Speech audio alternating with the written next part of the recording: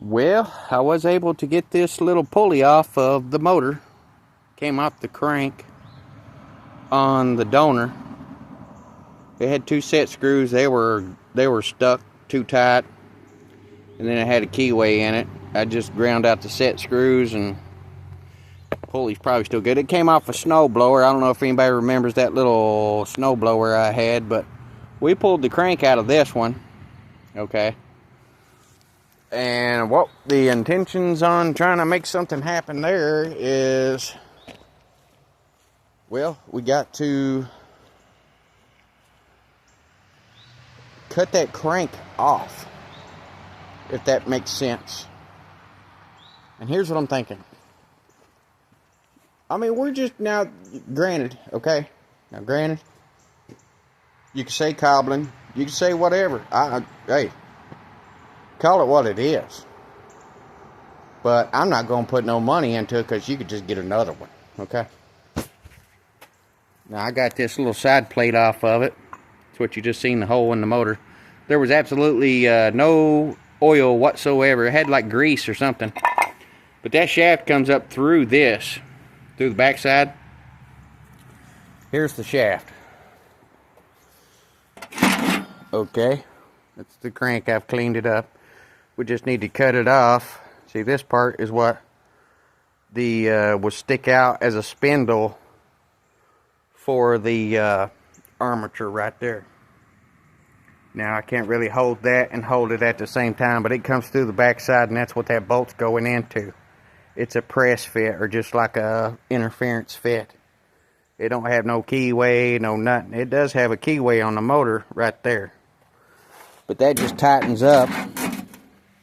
That end just tightens up with the bolt through this, and it goes into this back side. But you do need this plate to be able to bolt the head of that power head to that plate. I'll show you. So you have to have that plate in order. And I don't see it. Here's the parts. I don't see it. Yeah, here it is. You got to have that plate in order to bolt this piece here up to. You got to have that. And then this goes up there like that right there. So you got to put your 4 bolts in that, and then you'll have that spindle end coming through, but it'll give us a shaft, if you can imagine, a shaft for the other side of that. And then when you put your bolt down through that, into this, and into that shaft, once you cut this end off, you'll have this much sticking out, or however much. And then we take one shaft and made it up to the other shaft. There's our motor. There's our donor motor. Like I said, I need to get that busted off, make sure it's going to run, whatever. You know, probably needs carburetor cleaned. It did run. I've heard it run, but it's been, I think Dale passed away. That's who gave it to me probably a year or 2 ago now. So it was 4 years ago when I think I got that motor. So I've had the motor for 4 years. It's set together for a long time. But I do remember we took and pulled the bolts out for the, I think it was for the coil.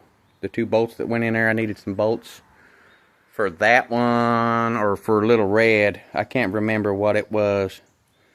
But we got to pull this apart and see if we're getting fire, and we might put a little gas in it and see if it'll bust off. If it'll run, then, you know, we got a shaft sticking out here.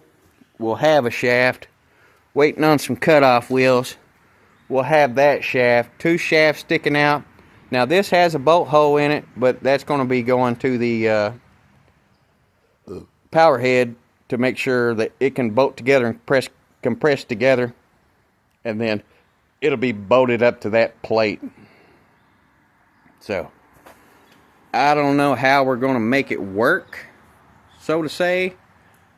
But worst comes to worst, now that's cast. If it don't work, we can always take it over and hopefully get somebody to true up, take all of our nasty welds out, just punch a hole in it and thread it for a bolt, okay?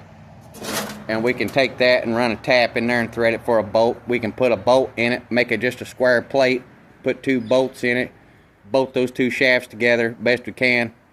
And in theory, if that power head's still good after all that, it should work. If it'll kick out power to the little, I think it's like 20 amp. It says 2400 volts. I don't even know what that really means. But, you know, we're just going to give it the old once quickie because, you know, if it don't work or whatever, at least we didn't tear something up. You know, I can cut that shaft off and whatever. It's not a big deal. I mean, you could maybe put a clutch on that off of a go-kart if you was to weld a sprocket or tap a hole in that shaft to where you could put a sprocket on it and mount it up high and maybe use a chain driven or whatever if you can't figure something out. But we're going to do the old cobble job. I'm just going to slap it together. I'm not going to give it too much thought and just, you know, call it done. Just like a backup generator for, you know, if the lights go out or something, we need to run that little diesel heater through the night or something. I don't know if that gas tank's big enough to even run something like that through the night. So I do know that we can, that inverter that I got, all we'd have to do is run a power cord to the inverter and plug it up. And hopefully that, with that hooked up the way it is, would run the little heater. We're going to test it out, you know, just to make sure or whatever. So, and like I say, just some kind of little patched up cobble job. We'll try to weld those 2 together. If they don't hold, it should hold, unless it gets hot or hard. If it gets a hard lock to it, it'll break it free. And if that's the case, we'll have to tap that hole out on the shaft. We'll tap that hole out on the shaft, and we'll have to take it, and if we can't, we'll have to take it over and, you know, get them to run the lathe around it and drill a hole in it to put a 3/8 bolt, you know, just deep enough to put a piece of plate, you know, a square piece of plate on one to the other, weld the 2 pieces of plate together, or put a bolt in it. In theory, it should work. Now, is that little motor any good? I don't know. It's been sitting for a long time. You know, like I said, I've looked back there trying to find a picture or something for somebody who wanted to look at it, and it was like 4 years ago. So it might be 4 or 5 years ago. Before that's probably ran. And I think old Dale had it up there. He tried to sell it. He gave it to me. I was like, well, I just want it for the motor. I took the rest of it in for scrap, you know, over 2 years ago, maybe 3. So, it's been a long time ago. And I don't know if you can even get parts for the thing anymore. But I do know it's got threads in that shaft. We can thread something back in there, find out what goes in there, put a bolt in it, you know, and maybe figure out a way to just put like a round plate on there, some kind of way, something. I mean, you could always put that pulley back on it, and if it was a regular metal pulley, and weld it to something. Nothing fancy, okay? It's not going to be nothing fancy. But it's going to have, that power head's got to be bolted up to this side cover. Sorry about that. It's got to be bolted up to this side cover, and then that shaft comes up through there, and you run that bolt down there to put that back together, and then you can put that power head back on that, if it's any good. You know, we'll cobble something together. I'll get this old motor fired up. It's still kind of early in the morning. I don't want to make no noise until it's noonish. It's Sunday. And we'll just, like I say, I got to wait on my cutoff wheels to get that cut. We'll know more about it. So, wish me luck. Right there's I got an extra coil. You can hook a ground to one side of that to where it will turn it off. Just hook up a ground or like a toggle switch and make it ground out. I don't know if it will be for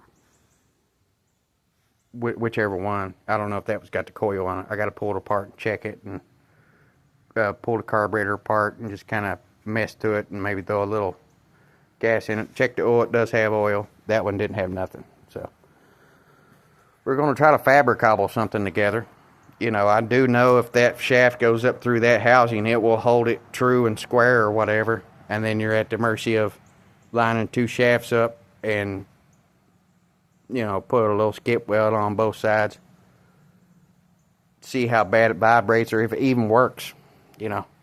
So let's get this motor going, and then we get our stuff in the mail. We can cut that and put it all back together as far as a power head and see where the shaft comes out. Like I said, worst thing's the worst, you tap a hole on your shaft on this side. You can chuck it up in a lathe. You gotta take it all back apart, obviously, but you can chuck it up in a lathe and put a hole in it and have a bolt in it to where you could just put a flat piece of metal. I've got some metal. You take a lathe, cut it, and just put two bolts on one side, one on the other, and bolt it up. If nothing else, if the welds don't hold, that is cast. I know a guy that can weld cast, but you know, he might not want to do that. It'd be easier just to run a tap through there, get a bolt in that, and drill a hole and put a bolt, thread a bolt hole into that, and it'd be pretty square. You get it on a lathe, you can get it pretty square. But getting somebody to do it, you know, like I say, we're getting to an age where we got to start taking care of ourselves. If I had a mini lathe, I would just put it on like a mini lathe and cut it, drill it, and tap a hole in it, and, you know, run a tap through that, clean it up enough, or maybe even upsize it, and just make a plate. You know, it'd be a square plate, but you could cut it round with the lathe, put a hole here, two bolts in it, and just, you know, whatever. If it's pretty squared up together, it should work. It don't have to be perfect.